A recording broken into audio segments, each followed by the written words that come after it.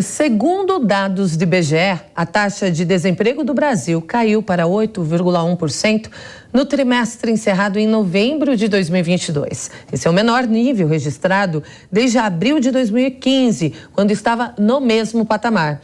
A taxa de desocupação recuou 0,9 ponto percentual em comparação com o trimestre anterior, de junho a agosto. Em um ano, o desemprego teve queda de 3,5%. E para analisar estes números, conversamos agora com Ângela Menezes, professora da área financeira e de métodos quantitativos da Universidade Mackenzie. Professora, boa tarde, seja bem-vinda. Boa tarde, como vai? Tudo bom? Tudo bem, obrigada, viu, pela participação. Bom, vamos lá, professora, quais foram, então, as principais causas dessa queda? A gente já pode considerar estes números bons ou estão menos piores? Bom, a questão dos números da queda do desemprego desde 2015 foi de 8,1%, chamou a atenção, mas o que a gente observa é que isso foi uma composição, vem crescendo há 6 trimestres sequenciais. Então, o que leva a uma queda de desemprego? Uma condução de uma economia e de indicadores econômicos, né, que vão culminar de forma acertada, que vão culminar nisso aí. Outra questão que chama bastante atenção é que a gente vem recém-saído aí de uma pandemia, né, mundial, onde todos os países vêm com indicadores muito complicados, especialmente em relação ao desemprego. Né? Então, mais do que a queda do desemprego, que é a questão do menos pior, é como a condução foi bem feita no sentido de isso vir caindo, né, há 6 trimestres. E essa condução da economia, para que isso se dê continuidade, chama atenção que a ideia é que isso permaneça-se ainda esse tipo de condução econômica, né? A gente está com uma mudança aí de governo, então a gente aguarda, né, que aumente ainda mais a confiança dos empresários, né, porque isso impacta assim na questão da questão do desemprego, que é um dos pontos que chamou a atenção foi a confiança do empresariado. A queda também dos informais chama bastante atenção, então não foi algo que aumentou porque diminuiu o desemprego porque aumentou a informalidade, né? A informalidade também vem diminuindo. Então, aí tem a ver com questões econômicas, né? Isso é um indicador que ele é resultado de vários outros indicadores macroeconômicos. Inclusive questionar a senhora se os trabalhadores informais estão dentro deste levantamento, aqueles, né, sem carteira assinada, eu digo. Eles vêm caindo, isso que chama atenção, né? Porque às vezes acontece você diminuir o desemprego porque a pessoa desiste, na verdade, de procurar emprego, né? Não vou me alocar. São desalentados. Então, desalentados pelos dados do IBGE vem caindo, a informalidade também vem caindo. É que o emprego a taxa vem aumentando um pouquinho mais acima do que da informalidade caindo.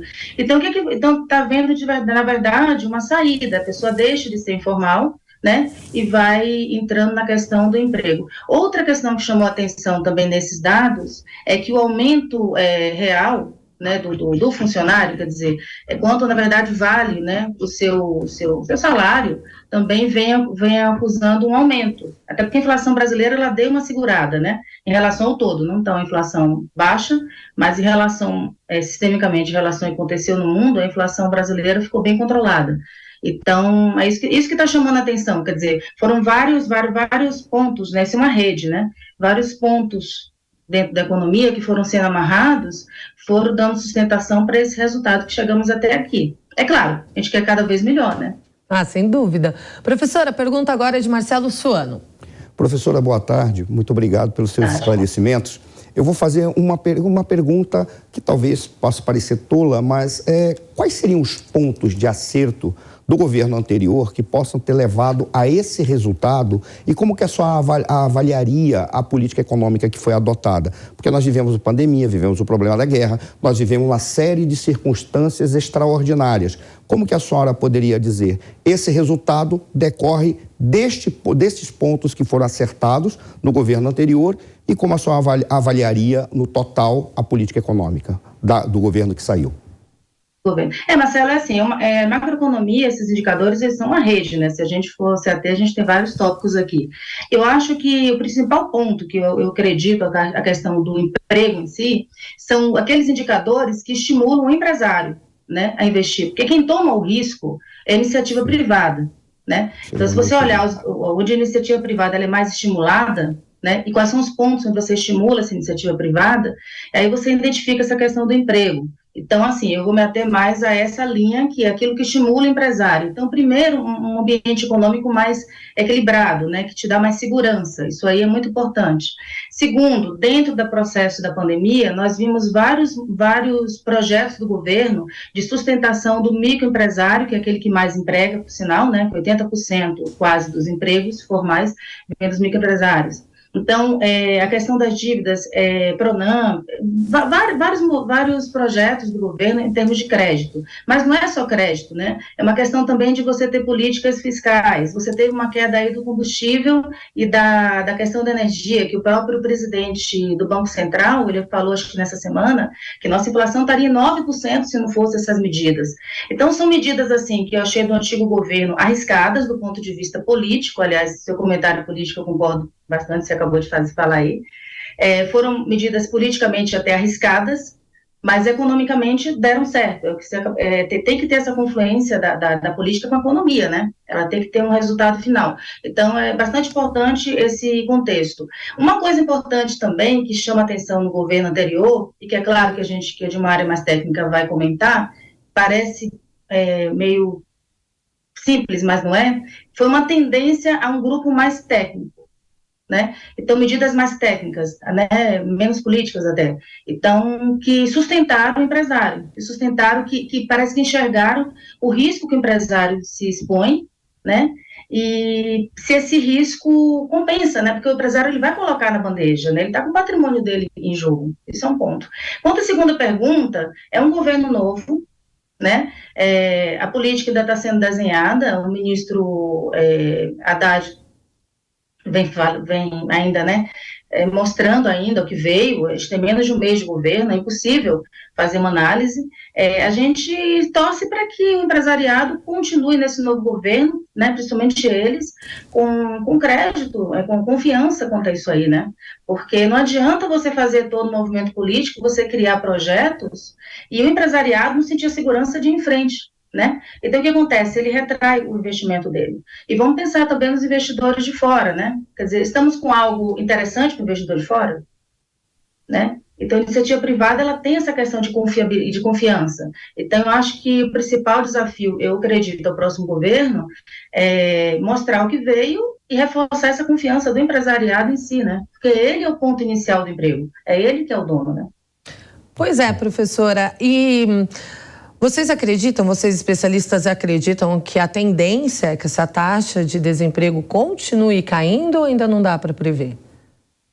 Olha, sinceramente não dá para prever, mas a gente não pode se eximir das notícias, né? A gente vem aí, nesse último mês, eu acredito que ainda não dá para prever, mas o que tem chamado a atenção algumas questões de grandes empresários demitindo sem problema de caixa, e isso denota uma certa falha na confiança de grandes empresários. A gente tem empresas aí, todos sabem, são empresas que não estão demitidas por uma questão estão quebrando, eles estão retraindo. Então, a retração é o primeiro passo de uma desconfiança do empresariado. Então, cabe ao governo criar um diálogo com o empresário e mostrar de forma tangível, olha, você vai estar tendo suporte aqui no que você vai alavancar, porque o Brasil tem mercado, o Brasil tem tudo isso. Nem não deixar isso aí cair, porque o desemprego, ele é complicado, né, porque ele é sistemicamente complicado. Você começa a ter um desemprego alto em qualquer país, aumentam todas as taxas de